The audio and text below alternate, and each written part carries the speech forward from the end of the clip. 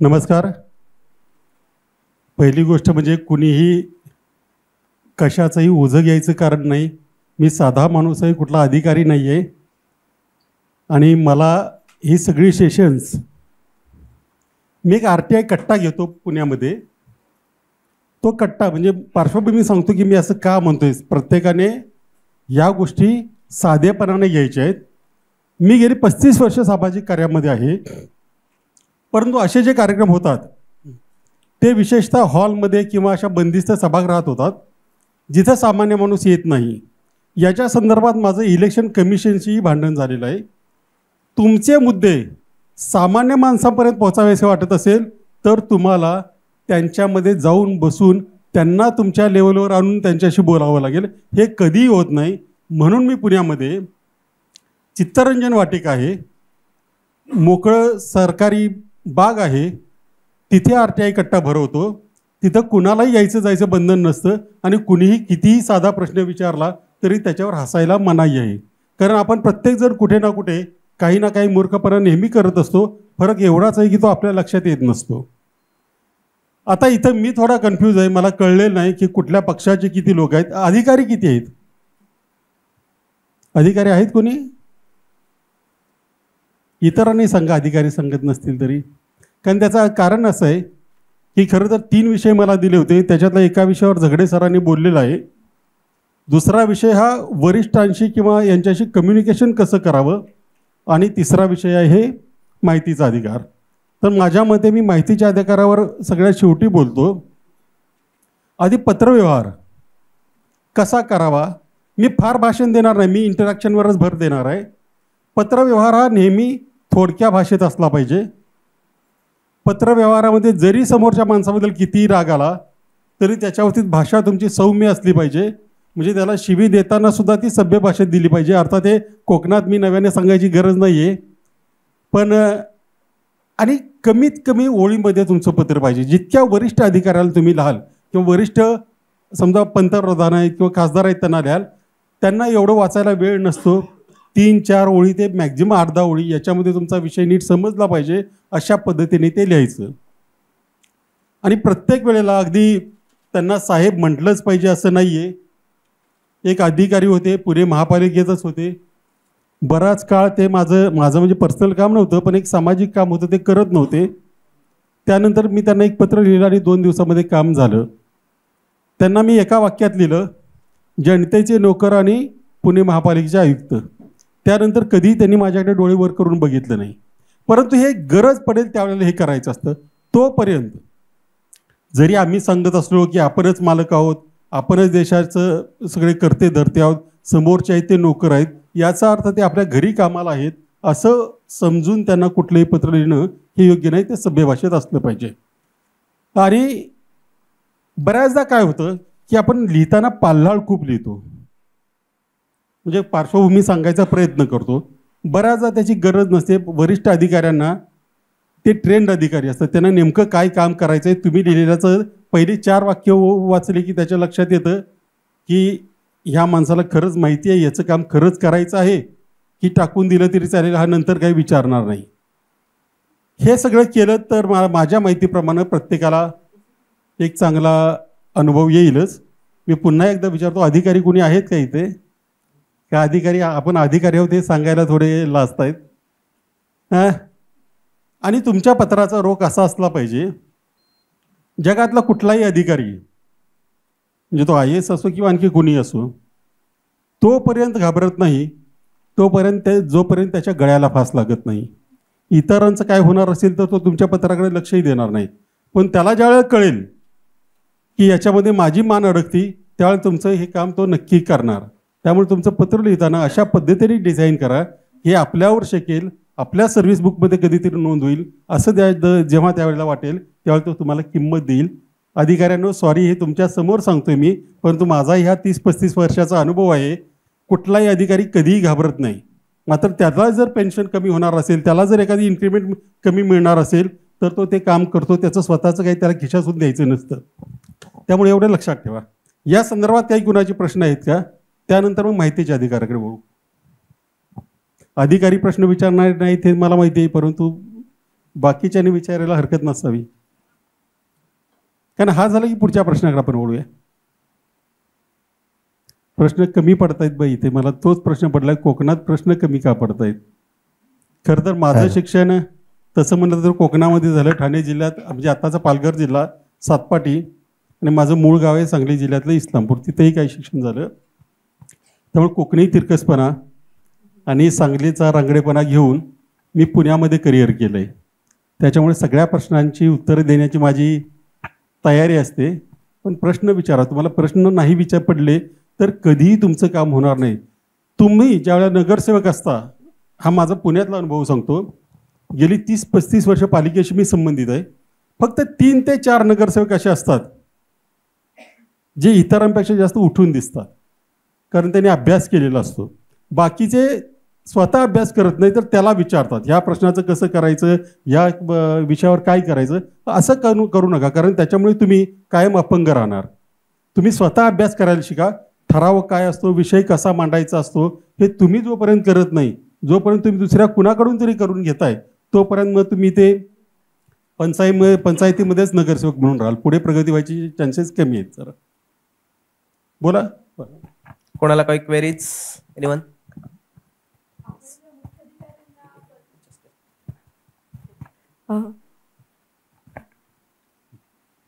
नमस्कार. मुख्याधिकाऱ्यांना आपण जेव्हा पत्र देतो, कमीत कमी आपल्याला 8 दिवसात किंवा 15 दिवसात आपल्याला त्याचा रिप्लाय हवा असतो की आपण त्यावर काय कारवाई केली किंवा काय, आणि तिथून जर आपल्याला मिळत नसेल रिप्लाय तर आपण काय कारवाई केली पाहिजे त्याच्या विरुद्ध? दप्तर दिरंगाईचा कायदा किती लोकांना माहिती आहे? इथे आपल्या राज्यात तो कायदा आहे, माहिती आहे कुणाला? अजूनही माहिती नाही. कुणी जर तुम्हालाच प्रश्न विचारले तर तुम्हाला त्याचं उत्तर द्यावं लागेल. दप्तर दिरंगाईचा कायदा महाराष्ट्रामध्ये आहे, जो बदल्यांचा कायदा म्हणून सुद्धा आहे, ज्याच्यामध्ये कुठलीही फाईल एका विषयाशी संबंधित असेल तर ती 45 दिवसात निघाली पाहिजे, आणि एकापेक्षा जास्त असेल तर ते 90 दिवसात निघाली पाहिजे. आणि याच्यामध्ये कुठल्याही अधिकाऱ्याला ती फाईल 7 दिवसापेक्षा जास्त स्वतःकडे ठेवता येत नाही. हा कायदा आहे. हा कायदा काढून वाचा. अत्यंत परिणामकारक कायदा आहे. आणि याच्या पुढचं सांगतो, या सगळ्यात मी तुम्हाला एक 6 प्रश्न थोड्या वेळाने लिहून देईन की ज्याच्यानंतर अधिकारी शक्यतो काम करतातच, कधी पळून जात नाहीत. तर हा कायदा काढा, तो वाचा. अधिकाऱ्यांना कायद्याची भाषा कळते. तुम्ही साध्या भाषेत जर त्यांना म्हटलात की असं करा, ते तसं करा, तर ते कधीही करणार नाहीत. त्याच्यामध्ये कधीतरी लिहा की दप्तर दिरंगाईच्या कायद्यानुसार, दप्तर दिरंगाईच प्रतिबंध या कायद्यानुसार हे काम करणं तुम्ही अपेक्षित आहे, एवढं लिहा, पुढचं होऊन जाईल. पण हा कायदा वाचला का नाही कुणी अजून? नाही, माहिती सुद्धा नाही. असं कसं घडतं? काय फर्स्ट टर्म असल्यामुळे एवढी काही माहिती नाही त्यातली. आणि नाही, याचा आणि तुम्ही नगरसेवक किंवा हे होण्याचा काहीच संबंध नाहीये.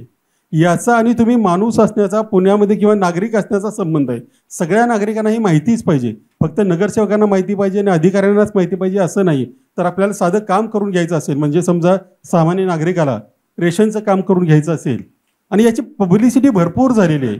शासनाने काही कोटी रुपये याच्यावर खर्च केलेले आहेत, परंतु शासनाने केलेले कायदे आपल्यासाठी आहेत याच्यावरच आपला विश्वास बसत नाही, आणि आपण मग त्या कायद्यांकडे दुर्लक्ष करतो. सॉरी, माझी भाषा थोडी रफ आहे, पण थोडं समजून घ्या. आणखी ठीक आहे. अधिकाऱ्यांना काही प्रश्न आहेत का? सर, मुख्याधिकाऱ्यांना जसं पत्र देतं तसं आपण नगराध्यक्ष वगैरे त्यांनाही तो कायदा लागू शकता. तुम्ही या स्वतंत्र भारताचे नागरिक आहात, मला लिहिलं तरी चालेल, काही फरक पडत नाही. कुणालाही काही लिहा, पंतप्रधानांना लिहा, काय कुणी अडवलंय तुम्हाला? कुठल्या कायद्याने त्याला बंदी आहे? पत्र लिहा, फार तर वाचतील नाही तर वाचणार नाहीत. याच्यापेक्षा वेगळं काय होणार आहे?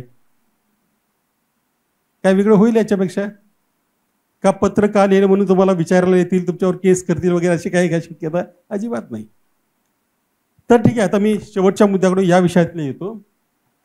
मगाशी म्हटल्याप्रमाणे कुठलाही अधिकारी त्याच्या गळ्याशी जोपर्यंत विषय येत नाही तोपर्यंत तो तुमचं काम करत नाही किंवा त्याला त्याचं महत्त्व वाटत नाही.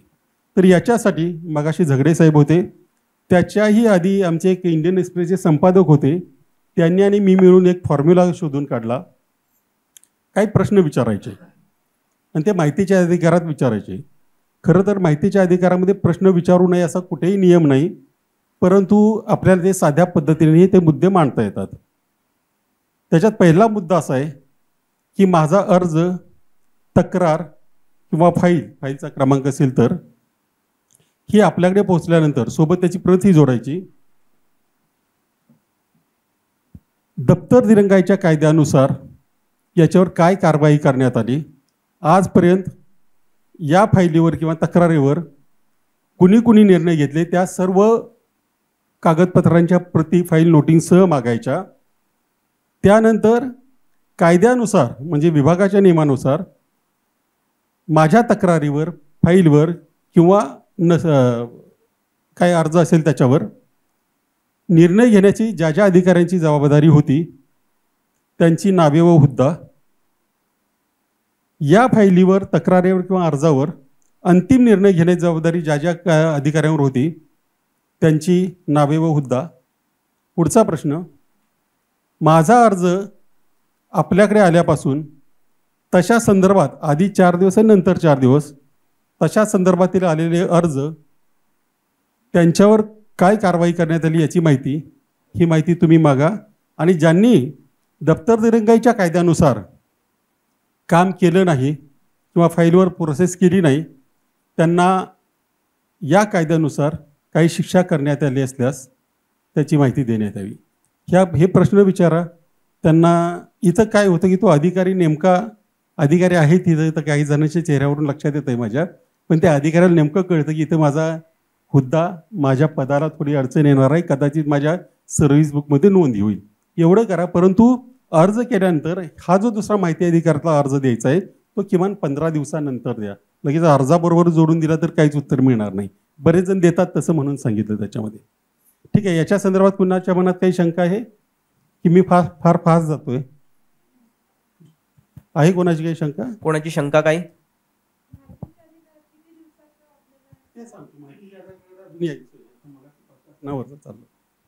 सर माझी आहे काय शंका, दप्तर दिरंगाईच्या कायद्यानुसार नेमकी म्हणजे कशी शिक्षा, काय शिक्षा होते? शिक्षा छोट्या आहेत पण प्रशासकीय कारवाई होऊ शकते, त्यांच्या सर्व्हिस रूलनुसार कारवाई होऊ शकते, त्यांचं इन्क्रिमेंट थांबवलं जाऊ शकतं. हे पण तुमच्या हातात नेमका त्याचा गुन्हा आल्यानंतर तुम्ही मग कलेक्टरकडे करायचं, सीओकडे करायचं किंवा आणखी कुणाकडे अर्ज करायचा हे ठरवावं लागतं. तर काही वेळा असंही होतं, आम्ही अधिकाऱ्यांकडे जातो बऱ्याचदा, म्हणजे बघून न बघितल्यासारखं देखील केलं जातं, म्हणजे क्वेरीज पण बघितलं. ह्याचं कारण दोष आपला आहे. त्यांना जसं मी मगाशी म्हटलं, त्यांना जाणीव करून द्यावी लागेल की आम्ही तुमचा पगार देतोय, कदाचित तुमच्या एकूण पगारातला माझा अर्ध्या पैशाचा वाटा असेल पण तो अर्ध्या पैशाचा वाटा आहे, हे तुम्हाला कळलं पाहिजे आणि मग त्यांना सांगता आलं पाहिजे. यासाठी भांडायची गरज नाही. आमच्याकडे अनेक असे कार्यकर्ते आहेत जे शेतकरी, जे पूर्वी दारामध्ये तहसीलदाराच्या 4-4 दिवस बसून असायचे, आता तहसीलदार तो माणूस गेला की आज बोलवून घेतो तो काम विचारतो. पण हे कधी तुम्हाला साध्या भाषेत त्याला समजून देता आलं पाहिजे. आपण काय आहोत, तुम्ही काय आहात हे समजून देता आलं पाहिजे. Thank you sir. एनीवन, कोणाला काही क्वेरीज आहेत का? इकडे. नमस्कार. माहिती अधिकारामध्ये म्हणजे नगरपंचायत, नगरपालिकेबद्दल बोलतोय.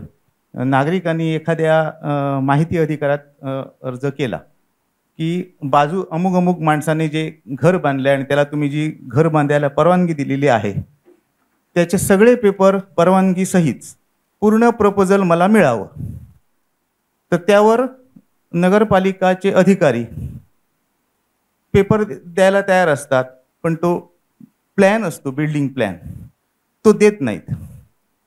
तर त्याबाबत ते काय करतात अधिकारी, त्या अर्जदाराला कळवतात की आम्ही तुम्हाला एवढे पेपर देऊ शकतो, बिल्डिंग प्लॅन आम्ही देणार नाही. बिल्डिंग प्लॅन देण्यासाठी संबंधित अर्जदाराला आम्ही पत्र पाठवणार आणि विचारणार की हा प्लॅन अमुक माणसाने मागितलाय, तो त्याला आम्ही द्यायचा का? ऑफिशियली तो नाहीच म्हणणार. त्यावेळी आपण तो बिल्डिंग प्लॅन कंपल्सरी आपल्याला मिळू शकतो की नाही? मिळू शकतो असं नव्हे तर तो द्यावाच लागेल. याचं कारण असं आहे, मग हे आता मधूनच सुरुवात झाली पण आता डायरेक्ट आपण क्वेरीजच घेऊ. याचं कारण असं आहे की बिल्डिंग प्लॅन वगैरे ना हे नगरपालिकेने आणि पालिकेने स्वतःहून जाहीर करायची गोष्ट आहे. सगळ्या लोकांना ते माहिती असली पाहिजेत. काही गोष्टी पुण्यात घडल्यात, पुण्यात साधारणपणे 2013 नंतरचे सगळ्या नकाशा आहेत ते वेबसाईटवर अवेलेबल आहेत आणि असलंच पाहिजे. ह्याच्यात झालं आहे काय, साधारणपणे रत्नाकर गायकवाड की इन्फॉर्मेशन कमिशनर असताना त्यांनी चुकीने म्हणेन मी, मुद्दाम काढले असं म्हणणार नाही, तर असे नकाशे देऊ नयेत अशा अर्थाचं एक सर्क्युलर काढलं होतं. ते नंतर 15 दिवसात आम्ही तक्रार केल्यावर त्यांनी मागेही घेतलं, परंतु ते अद्याप अधिकाऱ्यांपर्यंत पोहोचलेलं नाही असं दिसतं. परंतु हे सगळे नकाशे, बिल्डिंग संदर्भात दिलेली सगळी कागदपत्र, आता तुमच्या माहितीसाठी थोडा वेगळा कायदा आहे, परंतु रेरा माहिती आहे तुम्हाला, रेराच्या वेबसाईटवर आता नव्यानं ज्या बिल्डिंग आहेत, ज्या 5000 स्क्वेअर फुटाच्या वरच्या आहेत, त्याच्यातली सगळी माहिती, म्हणजे कुणाची जागा आहे, कुणाची मालकी आहे, कुठला प्लॅन मंजूर केला आहे, परत ॲग्रीमेंट कसं करणार, ही वेबसाईटवर आहे. मग नगराध्यक्षाने तुमचा CEO असेल त्यांनी लपवायची कारण नाही ना, किंबहुनाही जाहीर केली पाहिजे, तशी वेबसाईट असली पाहिजे.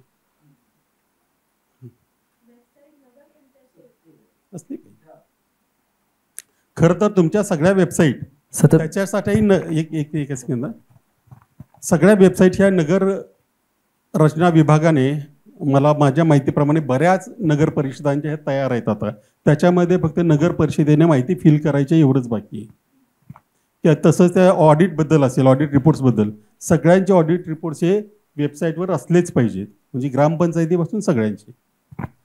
सर, तो आता आपण घराचा किंवा इमारतीचा प्लॅन बोललो, आपण गिरप साहेब बोलले की ते देता कामा नये.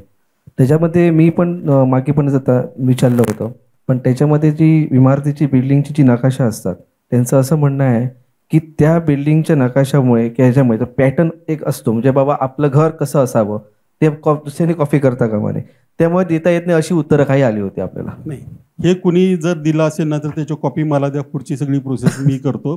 त्याचं कारण असं आहे, आता UDCR आले, एकत्रित विकास नियमावली, तुमचं प्रत्येकाचं घर हे त्या विकास नियमावली प्रमाणेच असलं पाहिजे,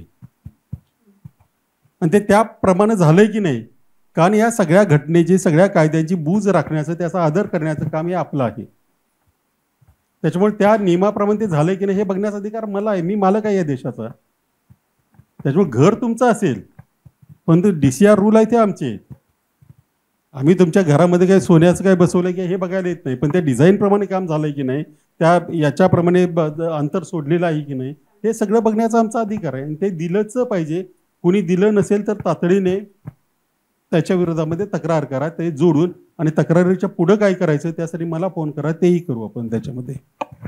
अंतर्गत आता मजेच विषय सुरू झाला, मी काही माहिती द्यायच्या आधी त्याच्याबरोबरच एक विचारतो, अंतर्गत रचना जर आपण दुसऱ्याला दिली तर सुरक्षेच्या दृष्टीने त्याला नुकसान पोहोचू शकतं असं कारण सांगितलं जातं. हे तेच सांगतो, ते जे सर्क्युलर होतं ना ते चुकीच्या पद्धतीने काढलं होतं, आणि ते मागेही घेतलंय, पण मागे घेतलं हे नाही माहिती नाहीये किंवा हे दाखवत नाही की ते मागे घेतलंय असं. बरं, अंतर्गत आणि वरून बॉम्ब टाकला तर काय अंतर्गतचा काय फरक उठतो? म्हणजे हे जी कारणं आहेत ना, हे हास्यास्पद कारणं आहेत. ह्या कारणावर आपण लक्ष देता कामा नये, आणि ज्यांनी केलंय थोडंसं वाईट वाटेल काही अधिकाऱ्यांना, पण त्यांना ह्युमिलेट करायला सुरुवात करा, कारण देशातल्या एका महत्त्वाच्या कायद्याची वाट लावण्याचं काम हे लोक अशा पद्धतीने करतायत. बरं, घर त्याचं आहे, जमीन खालची सगळे कुठल्या कारखान्यात लोकांनी जमिनी बनवलेल्या आहेत त्या आमच्याच, ठीक आहे, आता तुमच्याकडे ते कायद्याने काहीतरी अधिकार आला असेल, त्याच्यामुळे असं काही म्हणता येणार नाही की माहिती देता येणार नाही, ती माहिती द्यावंच लागेल. आणि याच्यात आणखी एक प्रश्न येतो, ही माहिती जुनी आहे म्हणून देत नाही वगैरे. तर प्रत्येक कायद्याचे, प्रत्येक डिपार्टमेंटचे आणि प्रत्येक सरकारचे गठ्ठे पद्धती असते, म्हणजे कुठली कागदपत्र किती काळ जपून ठेवावीत याचे नियम असतात, तेवढा काळ ती असलीच पाहिजे. जर नष्ट केली असतील तर ते नष्ट करण्याची सुद्धा एक फाईल असते, त्याची माहिती त्यांनी ती तुम्हाला दिली पाहिजे. मध्येच आता मी काही माहिती द्यायच्या आधीच प्रश्न सुरू झाले तर आपण तसंच पुढे कंटिन्यू करूया, सांगा. आणि दुसरी गोष्ट, जे अधिकारी माहिती नाकारतात वेगवेगळ्या कारणाने, किंवा तुम्ही नीट लिहिलेलं नाही किंवा मग पद्धतीने माहिती मागितली नाही, त्यांना एका साध्या भाषेत प्रश्न विचारा.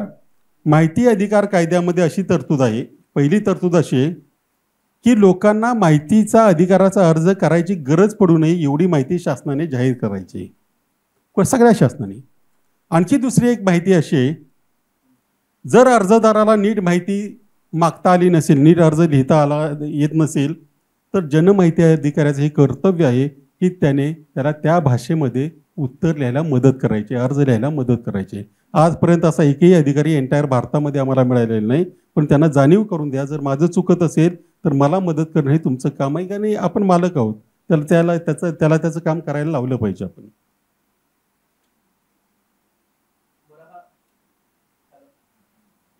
हॅलो. बरं, हा अर्ज आपल्याला करायचा असेल, एखादी माहिती मागवायची असेल तर कुठे करायचं? मला ग्रामपंचायती संबंधी काही माहिती हवी असेल गावातील, तर तो नेमका कुठे करायचा? ग्रामपंचायतीमध्ये म्हणजे आपल्या ग्रामसेवकांकडे की कुठे? बरं, प्रत्येक कार्यालयामध्ये एकतर जनमाहिती अधिकारी किंवा सहाय्यक जनमाहिती अधिकारी नेमलेला आहे. जर तुमच्या इथे सहाय्यक जनमाहिती अधिकारी असेल तर त्याच्याकडे अर्ज दिल्यानंतर त्याने जनमाहिती अधिकाऱ्याकडे तो 5 दिवसामध्ये पोहोचवायचा आहे. आणि तिथून पुढे माहिती देण्यासाठी 30 दिवसांचा कालावधी देण्यात आलेला आहे. आणि जर त्यांनी 30 दिवसात माहिती दिली नाही तर तुम्हाला अपीलही करता येतं, अपिलार्थी त्यांनी नेमलेला असतो. आणि त्यानंतर मग सेकंड अपील हे माहिती आयुक्ताकडे जातं. तुम्हाला माहिती वेळेत दिली नाही तर त्यांना 25,000पर्यंतचा दंड होऊ शकतो. आणि सगळ्यात महत्त्वाचं म्हणजे आता सुदैवाने परिस्थिती एवढी चांगली झालेली आहे की केंद्राचं आणि राज्याचंही RTI ऑनलाईन नावाचं एक पोर्टल आहे. तुम्ही कुठल्याही डिपार्टमेंटला ऑनलाईन अर्ज करू शकता. त्याच्यावर जर तुम्हाला इतर काही माहिती द्यायची असेल तर 1 MB पर्यंतची फाईल त्याला जोडू शकता. ऑनलाईन पैसेही घेतले जातात. आणि ऑनलाईनचा फायदा असा असतो की त्याच्या प्रत्येक गोष्टीचा एक लॉग तयार होतो. त्याच्यामुळे मला अर्ज मिळालाच नाही, माझ्यापर्यंत काही कोरे कागद आले वगैरे अशाला थारा उरत नाही. मला काहीतरी बोलायचं होतं त्यांना. हां,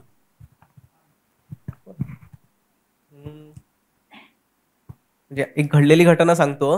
रेशन कार्ड बाबत, म्हणजे एक व्यक्ती आहे, तिचं देवगड तालुक्यामध्ये घर आहे, राहते ती व्यक्ती कुडाळमध्ये. त्यांना रेशन कार्ड काढायचं होतं कुडाळमध्ये. म्हणजे ज्यावेळी ते रेशन कार्डसाठी अपील करायला गेले ते म्हणू लागले की एका माणसासाठी रेशन कार्ड मिळणार नाही तुम्हाला. त्या व्यक्तीने सांगितलं मी एकटाच राहतो, एकट्याचं रेशन कार्ड मला मिळालं पाहिजे. तर म्हटलं, ते म्हणू लागले उद्या तुम्ही लग्न वगैरे करणार नाही असं बॉन्ड पेपरवर लिहून द्या, त्यानंतर तुम्हाला रेशन कार्ड काढून देऊ. काय सांगावं? हे असं लेखी दिलेलं आहे? नाही, तोंडी सांगितलं. नाही. प्रत्येक आणखी एक गोष्ट, प्रत्येक जे काही ते उत्तर देतील त्याचं लेखीचं पाहिजे. तोंडीला काही अर्थ उरत नाही. आणि सुदैवानं आता एक मागच्या महिन्यामध्ये एक सर्क्युलर शासनाने काढलेलं आहे. रेशन कार्ड संदर्भातली सगळी माहिती ही वेबसाईटवर टाकायलाच पाहिजे अशा अर्थाचं ते सर्क्युलर आहे. जर कुणाला रेशन कार्ड मिळालं नसेल अशी उत्तरं मिळत असतील तर त्या संदर्भातही त्याच्यावर तक्रार करता येईल. काय झालं? Hello, query anyone? कोणाला क्वेरीज नाहीत? काय प्रश्न संपले वाटतं सगळ्यांचे? आहेत. कोण बोलणार आहे? कारण आपण अचानक प्रश्नोत्तरापासून सुरुवात झाली.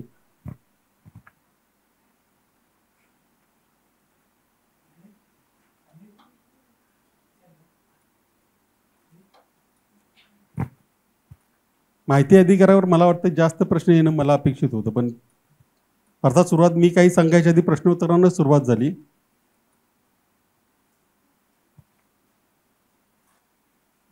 चला, याचा अर्थ इथे बऱ्यापैकी माहिती असणारे लोक कुडाळमध्ये आहेत असं मी करून घेतो.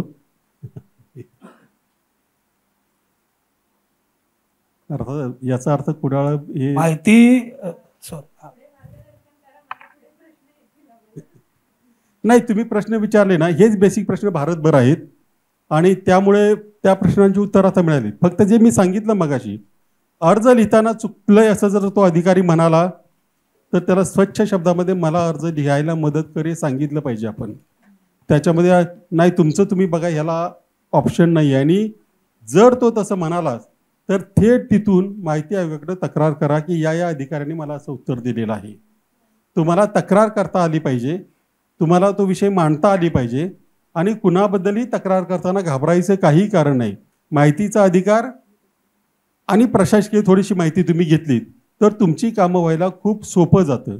तुम्ही त्याच्यासाठी वर्षानुवर्ष थांबायचं कारण नाही. आणि नगरपालिकेला वेबसाईट करायला आणि वेबसाईटवर माहिती टाकायला हे तुम्ही आग्रह धरला पाहिजे. कारण माहिती मागायची वेळ येऊ नये ही कायद्याची गरज आहे. म्हणजे आता ते म्हणतायत एवढी अपील आली तेवढी अपील आली, याचा अर्थ तुम्ही लोकांना माहिती दिली नाही म्हणून तेवढी अपील आली. आणि विशेषतः काही ठिकाणी तर अर्जदाराचं नाव आणि पत्ता सोडून बाकी सगळी माहिती, त्याने विचारलेला प्रश्न आणि त्याची उत्तरं ही वेबसाईटवर टाकली पाहिजेत. हेही कायद्यामध्ये आहे. सर खरं तर आम्ही पत्रकार आहोत आणि पत्रकार म्हणून मी वैभववाडीतही गेलो, देवगडलाही गेलोय, दोडामार्गला चेतन सर कधी निमंत्रण देत आहेत पाहतोय, म्हणजे पंचनामा कार्यक्रम करण्यासाठी ठिकठिकाणी. सर आम्ही मागील 1 वर्षाच्या नगरपंचायतीच्या कारभाराचा पंचनामा कार्यक्रम घेतला. त्यामुळे प्रामुख्यानं सर्व ठिकाणी मला एक कॉमन गोष्ट समोर आली की प्रशासन म्हणजे विरोधी पक्ष सांगायचा की ह्या सत्ताधाऱ्यांचा प्रशासनावरती अंकुश नाही आहे, त्याच्यामुळे इकडे विकास होत नाही. मग प्रशासनावर अंकुश ठेवायचा असेल तर या माहिती अधिकाराचा काय वापर करता येईल? याला माहिती अधिकाराचा तर वापर करताच येईल, परंतु त्याला आणखी सोशल ऑडिट लोकल टीम अशा नावाचा एक उपक्रम राबवता येतो. म्हणजे एखादा प्रोजेक्ट घ्या, पूर्ण झालेला प्रोजेक्ट घ्या, त्याच्यावर किती खर्च झाला, त्याची वर्क ऑर्डर वगैरे सगळी माहिती मागा, त्याचं डिझाईन मागा, आणि जिथं कार्यक्रम झाला आहे, जिथं प्रोजेक्ट झाला आहे तिथंच एक तिकडच्या स्थानिक लोकांना बोलवून एक कार्यक्रम ठेवायचा, अधिकाऱ्यांना बोलवायचं, अधिकाऱ्यांना यावं लागतं, नाही आले तर पत्रकारांसाठी ते आणखी चांगलं असतं. त्यामुळे अधिकारी येतील आणि तिथं म्हणजे अगदी समजा एवढा हॉल जरी अगदी आपण सरकारी आहे असं गृहीत धरलं तर मग इथं बसवलेले हे काय मॅट वगैरे आहे, त्याची किंमत काय आहे, त्याच्यामध्ये लावली किती, या सगळ्याचा तुम्ही तिथं अभ्यास करू शकता आणि तुमचा आलेला अनुभव CEO ला सांगू शकता. आणि त्याच्यातून बरेच घोटाळे उघडकीस येतात. कारण काही कार्यक्रमावर बेसिकली आपलं आणखी चुकतं कुठे की आपण एस्टिमेटकडे लक्षच देत नाही, म्हणजे आपली ती जबाबदारी नाही. म्हणजे जो विषय आता मी पुढच्या आठवड्यात करणार आहे तो सांगतो. दिल्लीत एक CCTV कॅमेरे बसवण्यात आले, तिथं साधारणपणे एका कॅमेऱ्याला 20,000 रुपये खर्च आला. महाराष्ट्रात ते बसवण्यात आलेत. महाराष्ट्रामध्ये मुंबई आणि पुण्यामध्ये 8 लाखापासून 16 लाख रुपये एका कॅमेऱ्याला खर्च आलेला आहे. हा पैसा गेला कुठे? भौगोलिक परिस्थिती काही फारशी वेगळी नाही आहे. मी असं घडतं का तर ही जी मधली काही एजन्सी आहे ती मोठ्या प्रमाणावर पैसे खाऊन जाते आणि त्याच्याकडे आपल्याला लक्ष नसतं. ह्या गोष्टीकडे प्रत्येक वेळेला लक्ष दिलं पाहिजे. एस्टिमेट ही अत्यंत महत्त्वाची गोष्ट आहे, त्याच्याकडे प्रत्येक नगरसेवकानं बघितलंच पाहिजे. जरी त्यांचे काही नियम असले तरी सगळ्यात कमी भावाने ती वस्तू कशी मिळेल याची काळजी घेणं ही तुमची आणि त्या प्रशासनाची जबाबदारी आहे. तर तुम्ही सोशल ऑडिट लोकल टीम कार्यक्रम राबवा, त्याच्यामध्ये तुम्हाला बरेच घोटाळे उघडकीस येतील. अधिकाऱ्यांनी एक वचक बसेल. आपल्याला तर अधिकाऱ्यांना त्रास देणं हा आपला हेतू नाही आहे. जर आपल्याला ते काम चांगल्या रीतीनं व्हावं, लोकांच्या उपयोगाचं व्हावं, मला वाटतं दोघा ठिकाणी तरी मनावर घेतलेलं दिसतंय ते करायचं. आपण सर आता जे मांडलात ना, खरं तर लक्षात आलंय की माहिती अधिकार हे खरंच अस्त्र आहे नगरसेवकांच्या हातात प्रशासनावर अंकुश ठेवण्यासाठी. कारण की ते एस्टिमेट न पाहिल्यामुळे काही ठिकाणी 7 लाखाची वस्तू 27 लाखाला 28 लाखाला देखील खरेदी केल्याची उदाहरणं या ठिकाणी समोर आलेलं होतं. त्यामुळे आपण बोलतोय सत्य आहे, ते अपील होतं इकडे काही जणांना. मी आता फक्त पत्रकार म्हणून बोलत नाही, नाहीतर मग याच्या विषयावर मी आणखी बरंच काही बोलू शकतो. तुमच्याकडे 7 लाखाची वस्तू 17 लाखाला काहीतरी घेतली, आमच्याकडे एक झाड शोभिवंत झाड हे 32 लाखाला घ्यायचं ठरवलं होतं. आम्ही विरोध केल्यानंतर ते 32,000ला सुद्धा मिळालं नाही. पण याचा अर्थ आपलं दुर्लक्ष आहे. त्याच्यामुळे हे आता पुण्यातला एक अधिकारी परवा पकडला गेला, एका अधिकाऱ्याकडे 6 कोटी रुपये मिळाले, ते पण डायरेक्ट मिळालेले. त्याची आणखी किती प्रॉपर्टी असेल आणि काय असेल हा भाग वेगळा आहे. पुन्हा एकदा नगरसेवकांकडेच येतो. तुम्ही ज्या वेळेला एखादं नगरसेवक म्हणजे लोकप्रतिनिधी, तुम्ही ज्या वेळेला एखादं बेकायदा काम अधिकाऱ्याकडे घेऊन जाता त्यावेळेला ते तुमचं एक काम करतो. तुम्ही सगळी करताय तसं मला म्हणायचं नाही, परंतु त्याच वेळा तो त्याच प्रकारची 100 कामं करून घेतो. त्यामुळे सध्याच्या काळामध्ये लोकप्रतिनिधींपेक्षा जास्त काळा पैसा असेल तर तो अधिकाऱ्यांकडे आहे. हे 6 कोटीचे किरकोळ उदाहरण आहे. आमच्याकडे एक समाज कल्याणचा अधिकारी होता, 100 कोटीची शेतीच सापडली. काही दिवस जेलमध्ये काढल्यानंतर परत आता साहेब रुजू झालेले आहेत. मग त्या जेलमध्ये जो काही पैसा गेला असेल ते परत आणखी वसूल करणार. ठीक आहे साहेब, मी कोण बोलणार असेल तर खरंच बोला, पण तुमच्या सर्वांमध्ये वावरून तुम्ही सगळे माझे खूप चांगले मित्र आहात. त्यामुळे ना काही प्रश्न त्या पंचनामा आणि इतर ह्याच्यामधनंही माझ्या समोर आलेत. खरं तर साहेब, अंकुश ठेवण्यासाठी हा माहितीचा अधिकार प्रशासनावरती निश्चित उपयोगी. एकूणच ना त्या कार्यक्षेत्रामध्ये, नगरपंचायतीच्या कार्यक्षेत्रामध्ये मी प्रत्येक ठिकाणी ज्यावेळी गेलो त्यावेळी एक वाक्य समोर आलेलं होतं. त्यावेळी एक वाक्य समोर आलेलं होतं, ते म्हणजे अनधिकृत बांधकामांबाबत. आता अनधिकृत बांधकामांवरती कारवाई करताना लोकप्रतिनिधींची कदाचित अडचण होते, कारण शेवटी गणित असतात. प्रशासनानं काय भूमिका घ्यावी, कारण प्रशासनाचे कर्मचारी देखील या ठिकाणी उपस्थित आहेत, नेमकी काय भूमिका घ्यावी आणि लोकप्रतिनिधींची याबाबत नेमकी काय भूमिका असावी हे देखील आपल्याकडनं स्पष्ट झालं. त्याच्या आधी एक गोष्ट सांगतो मी. पुणे महापालिकेमध्ये, म्हणजे मी स्वतःचं कौतुक करून घेत नाही, परंतु हेच आपले महेश झगडे तिथे होते. पुणे महापालिकेमध्ये एक RTI लायब्ररी आहे, जिथं जी आत्ताची सगळी कागदपत्रांची हे झाली उल्लेख झाला, ती सगळी कागदपत्र तिथं ठेवण्यात आलेली आहेत. याशिवाय आता हे सांगतोय ते पुढचं महत्त्वाचं आहे, तेही झगडे सरांच्या काळातच करून घेतलं. पुणे महापालिकेमध्ये दर सोमवारी 3 ते 5 कुठलाही अर्ज न करता कुठलीही फाईल पाहायला मिळते. त्यानंतर साध्या कागदावर फक्त ते तुम्हाला जे हवं ते डॉक्युमेंट द्यायचं आहे, त्याची फी भरायची आणि कागद घ्यायची. म्हणजे हा एवढा कायदा, हे मी अनेक ठिकाणी प्रयत्न केला पण ते तिथल्या कार्यकर्त्यांना ते जमलं नाही. पण पुण्यामध्ये मात्र तिथे गेले 2000 मला वाटतं 9च्या सुमारास सुरू झाली, आजही ते आहे. तसं प्रत्येक नगरपालिकेत व्हायला पाहिजे. याच्यासाठी शासनाने एक सर्क्युलर मागच्या 1.5 वर्षापूर्वी काढलं होतं की प्रत्येक जिल्हा अधिकारी स्तरापर्यंतच्या कार्यालयामध्ये दर सोमवारी असाच माहिती अधिकार दिन झाला पाहिजे. परंतु सुदैवाने त्याचं सर्क्युलर निघालं आणि अधिकाऱ्यांना वाटलं की हे काहीतरी फारच मोठं आपल्या अंगाशी येणार आहे. मग सर्क्युलर निघाल्यानंतर त्याचं कसं इम्प्लिमेंटेशन करावं याच्यासाठी कमिटी नेमली गेली. त्या कमिटीच्या कार्यक्रमात मी असंच बेकायदेशीरपणे घुसलो, परंतु अजून तरी काही त्याचा रिपोर्ट आलेला नाही. पण आत्ता आपलं प्रशासन एवढं जागरूक असलं पाहिजे. 1969चा पुण्यामध्ये एक ठराव आहे, म्हणजे आपण किती लोकशाही विसरत चालू आहे त्याचं हे उदाहरण आहे. त्या ठरावामध्ये असं म्हटलेलं आहे, प्रत्येकाचं काम, प्रत्येक नागरिकाचं काम हे शासनाने परस्पर केलं पाहिजे. नागरिकाला त्रास देऊ नये. जर नागरिकाला त्याच्या कामासाठी पालिकेत बोलवायची वेळ आली तर पालिकेने गाडीची सोय करावी. तर प्रॅक्टिकली ते शक्य नाही, परंतु अशा प्रकारचा कायदा होता, अशा प्रकारचा ठराव होता, ही लोकशाही होती, ती आपल्याला विसरायला लावली आणि मग आपण ती आता विसरत गेलो. त्याच्यामुळे आपलेच अधिकार आपण विसरलेलो होतो. आता बेकायदा बांधकामांचं तुम्ही म्हणालात, बेकायदा बांधकामामध्ये 2 प्रकार असतात. एक पूर्ण बेकायदा बांधकाम जे कुठल्याही कायद्याने रेग्युलर होण्याची शक्यता नसते, ते तर पाडावंच लागेल. तर परंतु बरीच कामं अशी असतात की प्रचलित कायद्यानुसार, बदललेल्या कायद्यानुसार ती रेग्युलराईज व्हायची शक्यता असते. तर अशा अधिकाऱ्यांनी ती काय बांधकामं शोधून त्यांना तसं करायला भाग पाडलं पाहिजे. प्रत्येक वेळा बेकायदा आहे म्हणून पाडणंच हा काय उपाय नसतो. कारण आता तुम्ही म्हणालात, म्हणजे साधा प्रश्न विचारतो, शनिवारवाड्याचं कमेन्समेंट सर्टिफिकेट कुठे मिळेल?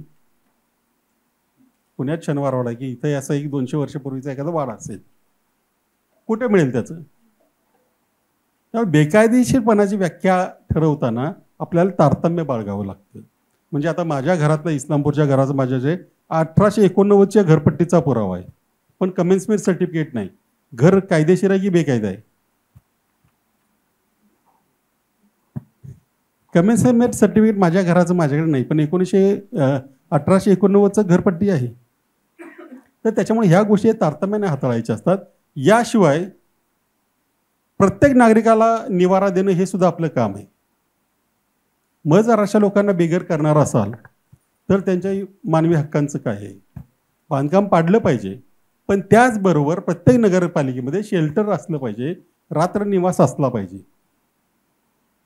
म्हणजे प्रत्येक नागरिकाला झोपायला, राहायला चांगली जागा मिळेल, रात्रीचं कुठेतरी विश्रांती घेता येईल. हा कायदा आहे. तुम्ही तो कायदा इम्प्लिमेंट करा आणि मग घर पाडा. त्यामुळे बेकायदा बांधकाम हा देशातला अत्यंत महत्त्वाचा विषय आहे, पण त्याच्याकडे बघण्याचा दृष्टिकोन हा आपला चुकीचा आहे असं माझं मत आहे. तुम्ही व्यवस्था करा ना, कायद्यात तरतूद आहे तुम्हाला रात्र निवाराची. आमच्या पुण्यात 3 आहे, पण त्याच्यातलं एकही चालू नसतं. आणि बेकायदा बांधकाम मात्र तुम्ही पाडणार. मग त्या लोकांनी जायचं कुठे? मग त्यांनी रस्त्यावर घाण केली की आपणच त्यांना शिव्या घालणार. त्यामुळे ह्या गोष्टींचा आपण विचार केला पाहिजे. पुण्यातला खरं तर बिल्डर घोटाळा हा संपूर्ण महाराष्ट्राला माहिती आहे. अशा बिल्डर घोटाळे मी साधारणपणे 150 काढलेत. बरं. त्याच्यातले 37 जण जेलमध्ये आहेत गेली 7 वर्ष. त्याच्यामुळे बिल्डर काय होतं, सर्वसामान्यपणे बिल्डर जे काही दिवसामध्ये श्रीमंत व्हायची इच्छा असते आणि ते कायदे मोडतात, ते अशा प्रकारामध्ये अडकतात. मी 154 बिल्डरना प्रत्येकी 1-1 लाख रुपये दंड करायला लावलेला आहे. पण त्यानंतर मग परिस्थिती बदलली, पुण्याचा सिनेरिओ बदलला. आता प्रत्येक बिल्डर पर्यावरणाचा दाखला असल्याशिवाय कामाला सुरुवातच करत नाही. म्हणजे हे बदल होऊ शकतात आणि हे बदल एकटा माणूस करू शकतो. तर तुम्हाला काही स्पेसिफिक प्रश्न होता का त्याच्यावर? DSK प्रकरण त्याबाबत. ते DSK प्रकरण हे बिल्डर प्रकरण नाही आहे, ते याचं प्रकरण आहे, गुंतवणूक घोटाळा. त्याला गुंतवणूक घोटाळा म्हणता येईल. ते आपण बघतोय त्याच्याकडे बिल्डर याच्याप्रमाणे. आणि तो केला होता अशा पद्धतीने की घरच्या लोकांना ₹1.25 मिळेल आणि शेतकऱ्याला 50 पैसे मिळतील अशा रूपाने ते केलं होतं. ते त्याच्यासाठी मला पोलिसांनीही सुरुवातीला नाकारलं, पण नंतर पोलिसांनी माझ्याकडून ट्रेनिंग घेतलं आणि मग तो घोटाळा एक साधारणपणे 2100 कोटी रुपयांचा घोटाळा उघडकीस आला आणि एंटायर DSK कुटुंबीय यांना जेलमध्ये जावं लागलं. वेळ जावा म्हणून बहुतेक तुम्ही इंटरनेटवर माहिती काढून प्रश्न विचारताय का? विषय काय आहे ठीक सर, खरं तर वरिष्ठ लोकप्रतिनिधी यांचा म्हणजे वरिष्ठ लोकप्रतिनिधी म्हणजे आमदार, खासदार, चिन्मय आमदार, खासदार यांचा कुठेतरी दबाव आहे म्हणून आम्ही विकास कामं होत नाहीत, त्या विरोधी पक्षांचे म्हणून होत नाही असंही सांगितलं जातं. एक. आणि दुसरी गोष्ट, प्रशासन यांच्याशी सुसंवाद नेमका लोकप्रतिनिधींचा कसा असावा ज्याच्यातून मार्ग निघून कुठेतरी लोकांची कामं होतील, हे महत्त्वाचं आहे. तर त्याबाबत काय थोडं मार्गदर्शन करू शकाल? पहिली गोष्ट म्हणजे तुम्हाला प्रशासनाशी सुसंवाद ठेवावाच लागेल. म्हणजे झगडे साहेबांची माझी जी मैत्री झाली ती आधी भांडणच झालं होतं. त्यांना वाटायचं की RTI ॲक्टिव्हिस्ट म्हणजे काय ब्लॅकमेलरच आहे. मला वाटायचं हे असं IAS अधिकारी आहेत म्हणजे पैसा खायलाच इथं आलेले आहेत. त्याच्यातून काही विषयांना सुरुवात केली आणि मग दोघांनाही कळलं की आपल्या दोघांच्याही उद्दिष्ट आणि पुढे जायचं ते सगळे एकच आहे. आणि मग मी त्यांच्याकडून काही कामं करून घेतली आणि ती झाली सुद्धा. आणि आज तागायत दर रविवारी ते माझा ऑनलाईन जो RTI कट्टा असतो त्याच्यावर मार्गदर्शनाला असतात. तुम्ही कसं रिॲक्ट होता, तो तुमच्याशी कसं रिॲक्ट होतो आणि त्याच्यातून मार्ग कसा काढायचा हे समजलं पाहिजे. बऱ्याचदा आपण काम घेऊन जातो त्यांच्याकडे, एखादं काम सांगितलं की तो म्हणतो की फंड्स नाही आहेत. मग आता फंड्स आहेत कुणाकडे, तर महापालिका म्हणत तर स्टँडिंग कमिटीकडे. ज्यावेळेला RTI लायब्ररी केली त्याच्या आधीच्या सगळ्या आयुक्तांनी मला हेच सांगितलं की पैसे नाही आहेत. मग मी त्या स्टँडिंग कमिटी चेअरमनकडे गेलो, 25 लाखाची तरतूद करायला सांगितली. ती तरतूद झाली, मग पुन्हा आयुक्तांच्या मागे लागलो की हे काम झालं पाहिजे आणि ते काम झालं. तर तुम्हाला अधिकारी नाही का म्हणतोय याचाही थोडासा विचार करावा लागेल किंवा त्याला विचारावं लागेल की मग करायचं असेल तर काय करावं लागेल, तो सांगेल तुम्हाला आणि ते करावं लागेल. परंतु केवळ नाही म्हणणाऱ्यांची संख्या कमी नाही आहे, कारण काही जणांना काहीच काम करायचं नसतं.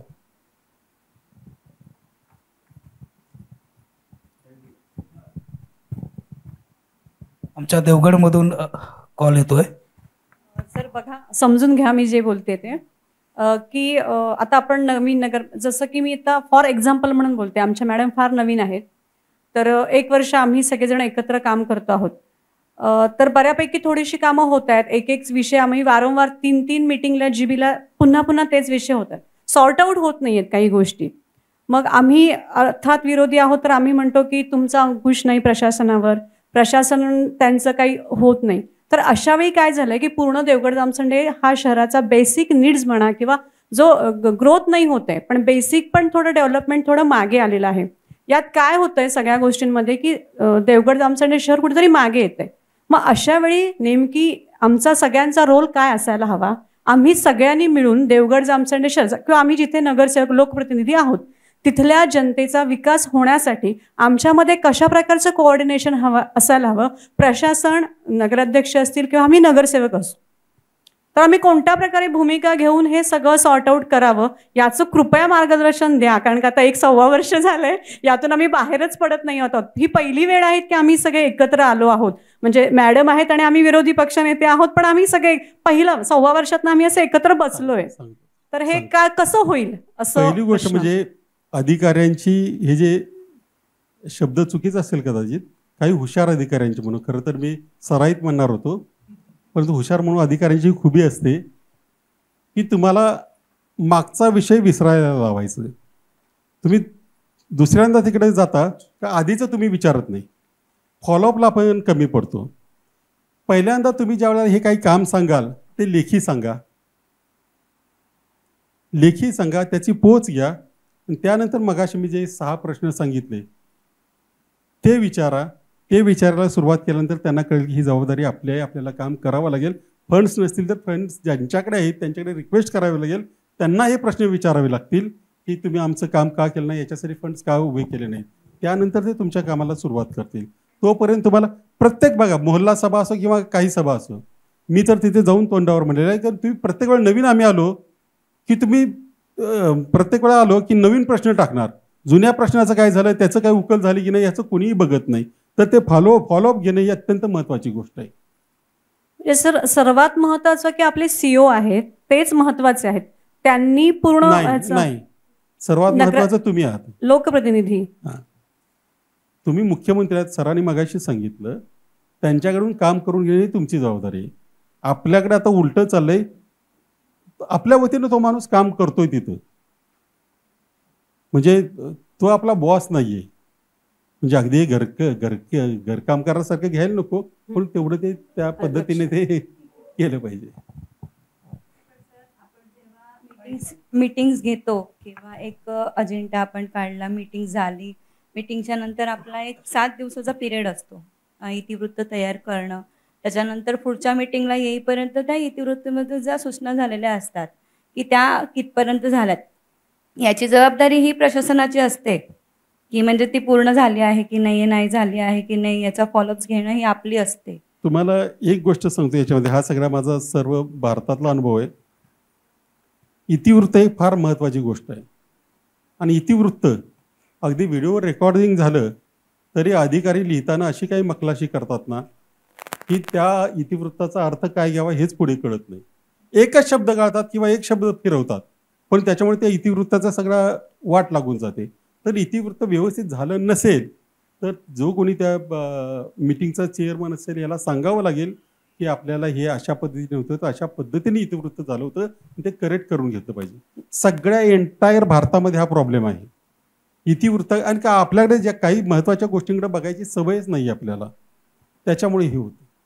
तुम्ही फक्त आता लेखी नाही आहे माझ्याकडे, परंतु ते जे 7 प्रश्न विचारलेत मी मगाशी ते माझ्या फेसबुकवर पण मिळतील. ते 7 प्रश्न अधिकाऱ्यांना विचारायला सुरुवात करा, तुमची कामं व्हायला सुरुवात करेल. आणि पुन्हा तुम्ही मला इथं त्याच्यासाठी बोलवाल की आमची कामं व्हायला लागलीत, एवढी मला खात्री आहे, कारण आमच्याकडे 99% कामं त्या 7 प्रश्नामुळे झालेली आहेत. ठीक आहे. जर लेखी द्यायचं असेल आता सीओकडे म्हणा किंवा प्रशासकीय याच्यामध्ये, त्यांच्याबरोबर प्रशासनाबरोबर जे आपले प्रत्येक विभाग प्रमुख आहेत प्रत्येक ठिकाणचे, त्यांच्याबरोबर कॉर्डिनेशनमध्ये राहायचं असेल किंवा एक आठवड्याची मीटिंग आपण विभाग प्रमुखांची लावतो की त्या अपडेट्समध्ये काय झालेलं आहे. काही वेळा होतं की ते माहिती आपल्याला देत नाहीत, पण आपल्याला न देता बाहेर नगरसेवकांपर्यंत पोचते ती, त्याच्यामुळे मग त्यावेळेस काय असतं. याचाच अर्थ असा आहे की तुमचं मीटिंग झाली की त्याच्या संदर्भातील सगळं माहिती ही वेबसाईटवर असली पाहिजे. या संदर्भात तुम्ही पुणे महापालिकेच्या वेबसाईटवर जा, तुमचा पुढचा अजेंडा आणि मागच्या याचं इतिवृत्त हे वेबसाईटवर असलंच पाहिजे, कारण हे नसेल तर तुमच्या कुठल्याही कामाला अर्थ उरत नाही आहे. आणि हे न टाकण्यासाठी प्रचंड मोठा दबाव असतो. आता तुम्हाला एखादी मीटिंग चालतो असताना एखादा अधिकारी किंवा एखादा नगरसेवक मध्येच गायब होतो, त्याची काही कारणं आता तुम्हाला वर्षभरामध्ये कळली असतील, मग तो विषय तो पुढे ढकलला की गेला, मग तो विषय संपला. मग तर याच्यावर तुम्हाला पहिली गोष्ट सगळ्यात महत्त्वाची, तुम्हाला सगळ्यात आधी तुमच्या नगरपंचायतीमध्ये सभा कामकाज नियमावली असते, ती मागून घ्या. बऱ्याच मध्ये देण्यामध्ये तुम्हाला विरोध होईल, पण त्याच्यासाठी आग्रह धरा आणि सभा कामकाज नियमावली नगराध्यक्ष साहेब आपले आहे का, आहे तर ती वाचा. आणि त्याच्यामध्ये आणखी एक गडबड अशी की काही जणांनी त्या सभा कामकाज नियमावलीमध्ये काही उपसूचना दिलेल्या आहेत, त्या उपसूचना चुकीच्या आहेत, त्या घटनेशी आणि कायद्याशी विसंगत आहेत, तर त्या दुरुस्त करून घेण्याचाही प्रयत्न करा. ठीक आहे. ओके. मी अजून खरं तर फ्लो असायला हवा होता की मी मार्गदर्शन करणार आणि नंतर प्रश्नोत्तर, पण त्यांनी प्रश्नोत्तराला डायरेक्ट सुरुवात केली, त्यामुळे तो विषय तसाच. मार्गदर्शन झालं असावं असा माझा समज आहे. परंतु एक बरं आहे, मी थोडंसं काल आल्यापासून इकडे माहिती घेतली. करायची इच्छा आहे, थोड्याशा अडचणी आहेत आणि म्हणतात ना की अगदी किरकोळ गोष्टीसाठी आपण अडून बसलेलो आहेत. ती किरकोळ गोष्ट आम्ही आता सांगितलेली आहे, ती गोष्ट आत्मसात केली तर एक वर्षभरामध्ये फरक नक्की दिसेल. आम्ही हा जिथं जिथं गेलो तिथे तिथं हा फरक अनुभवतोय. तुम्ही तिघेही विरोधी पक्षात आहात का? नाही. अच्छा अच्छा. कारण प्रश्न तुम्हाला जास्त पडले त्याच्यावरून मला थोडी शंका आली. असं बघा आणखी कोणाची अजून काही अगदी शेवटची एक 5 मिनिट, मिनिटं. एक मिनिट. याच्यामध्ये फक्त माहिती अधिकाऱ्याने हेच नव्हे तर प्रशासनावर सर बोललेले आहे, त्यामुळे मी त्यांच्या पुढे जाऊन बोलणं योग्य नाही. असेही काही एकूणच ऍडमिनिस्ट्रेशन विषयी काही प्रश्न असतील तर तेही विचारलं तरी चालेल. आणि सोशल ऑडिट लोकल टीम हे लक्षात ठेवा तुम्ही, प्रचंड उपयोगाची गोष्ट आहे. म्हणजे त्यानंतर तुम्हाला सीओ बोलवून घेऊन विचारतील की तुमचं काही काम करू का. एवढी काही काही कायद्यामध्ये आणि काही काही उपक्रमामध्ये ताकद आहे. म्हणजे ही साधी गोष्ट नाही की एका महापालिकेमध्ये कुठलाही अर्ज न करता फाईल पाहायला मिळते. आणि हे फक्त पुण्यात घडू शकलं कारण तिथे मी आहे म्हणून. पण इतर ठिकाणच्या अधिकाऱ्यांनी नगरसेवकांनी ते केलं पाहिजे कारण तो आपला अधिकार आहे. सर अगदी शेवटचा प्रश्न, त्यानंतर राजन गिरप सरांना देखील बोलायचं आहे. माझा प्रश्न पोलीस प्रशासनाबाबत आहे. कारण ज्यावेळी आम्ही कंप्लेंट घेऊन एखादी जातो पोलिसांकडे, कंप्लेंट करणाऱ्यालाच असे प्रश्न विचारले जातात पोलिसांकडून की तो बाप बिचारा घाबरतो आणि जाऊ दे म्हणतो आणि लक्षच त्यामध्ये घालत नाही. म्हणजे पोलिसांकडूनच त्याला मागे पाठवलं जातं.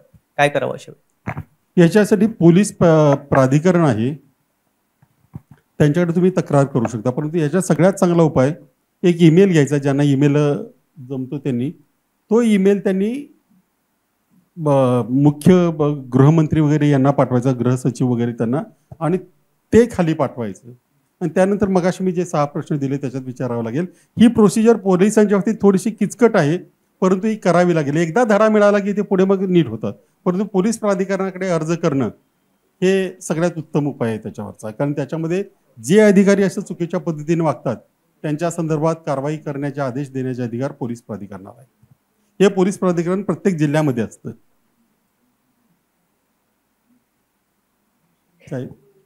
एनिवन, कोणाला काही क्वेरीज? जर आपण काही गोष्टी असतात की त्यावेळेस आपण पोलीस प्रशासनाला लेटर दिलं आणि त्यांच्याकडनं जर ती कारवाई नाही झाली तर मग पुढे आपण काय करू शकतो? ते 6 प्रश्न तुम्ही विसरू नका. त्याच्यामध्ये सगळे अधिकारी जमिनीवर येतात. म्हणजे एक वेळ तुम्हाला ते उत्तर देणार नाही, परंतु काम मात्र नक्की होईल. मी सॉरी आत्ता माझ्याकडे काही लेखी नाही त्याच्या संदर्भात, पण माझं एक फेसबुकवर लगेच सापडेल का तुला ते बघ. त्याला आपण स्टेटस रिपोर्ट मराठी आणि इंग्रजीमध्ये त्याच्यामध्ये तुम्ही ज्या वेळेस काही गोष्टी होतात की त्यावेळेस नियमामध्ये आपण हे पोलीस प्रशासनाची कामं असतात की बाबा हे आपल्या नगरपंचायतीने नाही, पण हे पोलिसांकडे ते असतात किंवा बाजार नियोजन, इतर काही गुरांचं वगैरे, इतर म्हणजे काय ट्रॅफिकचं वगैरे, आणि त्यांना आपण त्या नियोजनासंदर्भात आपण वारंवार त्यांना पत्रव्यवहार करतो आहोत, पण तरी सुद्धा ते नाही मिळत. नाही, पत्र व्यवहार करताना ते कशासाठी आवश्यक आहे पोलिसांना नेहमी लिहित चाला तुम्ही. हो, त्याने फरक पडतो. नाहीतर तुम्ही जर नुसतंच हे करा म्हणलं तर ते करत नाहीये. आणि पोलीस प्रशासन हे फक्त जनतेच्या रेट्यालाच घाबरतं, बाकी कशालाही घाबरत नाही. त्यामुळे असं करताना शक्यतो एक 5-25 जणांना बरोबर घेऊन गेलात तर मग त्याचा परिणाम होतो. आता काही गोष्टी या आपल्याकडे कायद्याने होत नाहीत, परंतु म्हणजे उदाहरणार्थ आता मीही एका राजकीय पक्षात आहे त्याच्यामुळे आंदोलन करतो, पण जर 4 जण आंदोलनाला गेले तर पोलीस त्यांना जेलमध्ये टाकतात. पण तीच जर संख्या 100ची असेल तर सहकार्य करायला तयार होतात. कारण एवढ्या लोकांना जेलमध्ये टाकण्याची तयारी नसते, किंवा एवढ्या लोकांना जेलमध्ये टाकायचं तर तेवढं सगळी प्रोसिजर पूर्ण करावी लागते. त्यामुळे थोडंसं तारतम्याने आपण हे केलं तर होऊन जाईल. ठीक. स्टेटस फॉर्मॅट यांनी तुम्हाला दिलेलं आहे, तो सगळ्यांच्या याच्यावर तेवढा टाका. म्हणजे मी प्रश्न कसे विचारायचे याचा फॉर्मॅट द्यायचा. मग तो अर्ज पण टाकून द्या. ठीक आहे. ठीक आहे, मला वाटतं आहे कोणाची अडकून प्रश्न अजून आहे? आमच्या कुडाळच्या नगरसेविका चांदनी काप.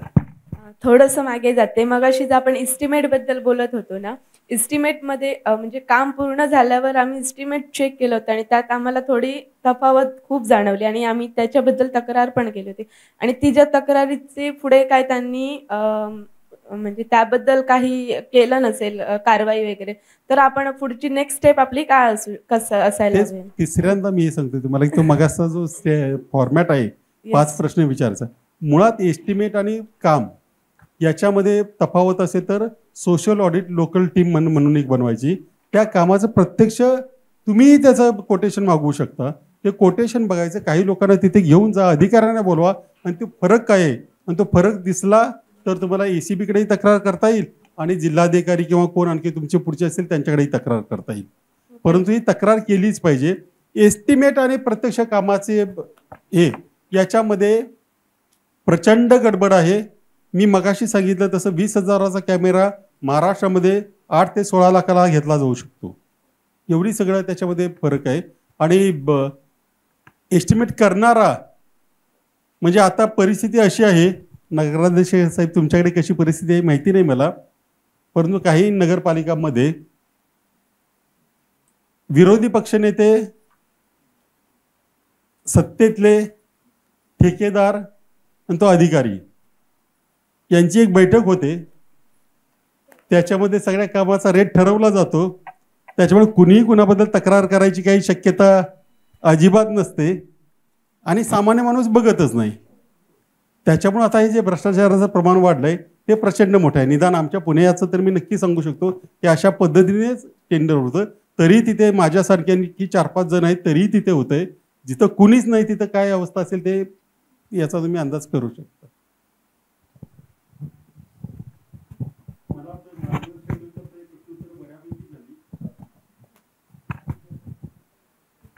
थँक्यू कुंभार सर. खरं तर आपल्याला मनपूर्वक धन्यवाद आमच्या कोकणशाही टीमकडनं मी देईन, कारण की आपण एवढ्या बिझी शेड्यूलमध्ये कोकणात आलात, पूर्ण वेळ आम्हाला दिलात, आमच्या सर्व प्रश्नांची उत्तरं ही आपल्याकडनं मिळाली. प्रत्येकाच्या चेहऱ्यावरती जे समाधान दिसतंय ना सर, ते त्याचंच द्योतक आहे. कोकणात आलो याचा कारण माझेही पूर्वीचे संबंध आहेतच, परंतु जाणारे आणि आलेले दोन्ही मुख्यमंत्री हे दोघेही कोकणातलेच होते. धन्यवाद सर. पुन्हा एकदा आपण खूप छान पद्धतीनं मार्गदर्शन या ठिकाणी आमच्या उपस्थित नगरसेवक, त्याचप्रमाणे नगरपंचायतीचे कर्मचारी या सर्वांना केला. असे नवनवीन व्हिडिओ पाहण्यासाठी कोकणशाहीचं YouTube चॅनल सबस्क्राईब करा व बेल बटन प्रेस करा. तसेच फेसबुक पेज लाईक करा आणि इंस्टाग्राम पेज व ट्विटर पेजला फॉलो करायला विसरू नका.